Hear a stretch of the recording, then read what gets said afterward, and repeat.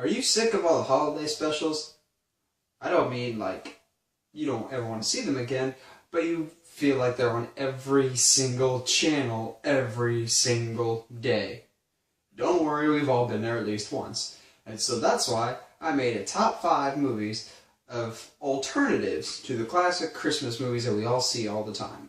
Now these movies may have some Christmas elements, even if it is very small, that give you just enough Christmas cheer, but don't send you over the edge. Just like every other one that you've seen a million times. So, starting us off at number 5 is Lion the Witch and the Wardrobe. Based off the classic C.S. Lewis children's story, it shows the 4 Pevensey kids discovering the land of Narnia, ruled by the evil White Witch. Now, yes, it is still a kid's story, and yes, it does kind of make some of the metaphor a bit obvious, but it's still a very good family story. And at one point, the kids even get saved by Father Christmas. Because the whole land is drenched in snow, it kind of gives it this nice, extra Christmassy feel.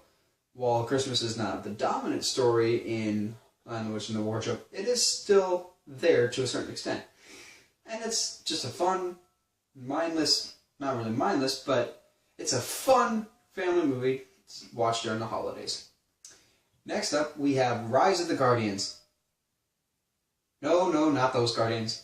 The other Guardians. Yeah, those. So, these Guardians were a movie that came out a few years ago, and it has all the classic imaginary figures, well, in this case, real figures, that you know and love. You have Jack Frost, you have Santa Claus, you have the Easter Bunny. It's a nice, animated, family-friendly flick that shows a different side to the characters that you know and love, like Jack Frost, and especially Santa Claus. Santa Claus is much more Groot and brutish. I said Groot. I guess I'm still stuck on the other Guardians, but can you really blame me? He's much more of a brute and much larger, with tattoos running up his arms, and Jack Frost is a bit more mischievous, so it's still an overall fun flick. We have voices like Chris Pine, Alec Baldwin, and Hugh Jackman leading the way. Next off, we have a more unconventional pick, but it still kind of can fall in the category of Christmas, with Better Off Dead. Now, Better Off Dead is a movie starring John Cusack of a lot of 80s fame and some other films. Hear me out on the premise here. John Cusack has been dumped by his girlfriend and he's suicidal. But every time he tries to commit suicide, something goofy or wacky happens that prevents it from him. Eventually, he comes to his senses and realizes life is worth living, and he finds a wonderful girl. I won't spoil the ending for you, but it's typical 80s comedy with a lot of really good one-liners. It's a shame people throwing away a perfectly good white boy. It'll make sense in the context of the scene. Just go watch it. It's a fun time.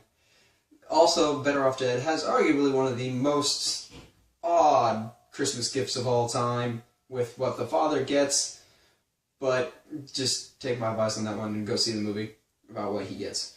Number 2, we have Iron Man 3. Yeah, I wasn't as big of a fan of Iron Man 3 as previous installments like Iron Man 1, but it was better than Iron Man 2, and I had a lot of fun with Iron Man 3 up until a certain point.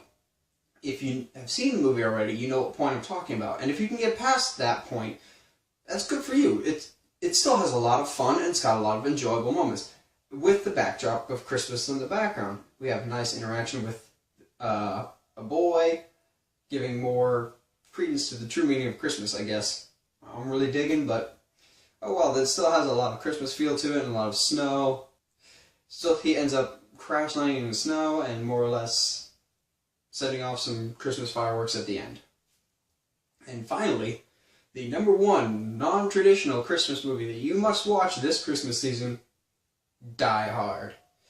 Yes, I know it's an action movie, but hear me out. Die Hard is one of the best Christmas movies of all time because it's so good. It doesn't really have a lot to do with Christmas, but just enough. So the premise is Bruce Willis's wife is having a staff party in her building. I think it's the Sears Tower, actually.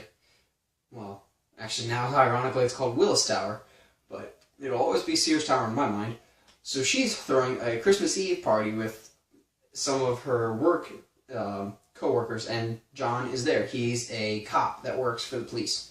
And so while there, Alan Rickman, who who you know as Severus Snape, and this is actually his very first ever movie role, comes in as Hans Gruber with a bunch of other terrorists, and he takes over the building, threatening to, I don't know what he does, but he has ulterior motives, and he's basically holding the whole building hostage. And so you have John McClane, played by Bruce Willis, one cop against an army of terrorists in a huge building. It's a classic 80s action movie set to a Christmas backdrop with some very Christmas lines, like writing ho ho ho on the guy. And if 80s action doesn't put you into Christmas cheer, I don't know what will. If you have a very warped sense of Christmas cheer. Either way, it's a very fun and enjoyable flick to check out if you're bogged down in eggnog and little elves running around everywhere. So, what do you think? Is there any Christmas movies, non-traditional Christmas movies that you think I missed, that you enjoy even more? Let me know in the comments below. And as always, if you like what you see and you want to see more, go to facebook.com/movieguy17 or Twitter @nmovieguy17. Stay sharp, movie guys and gals.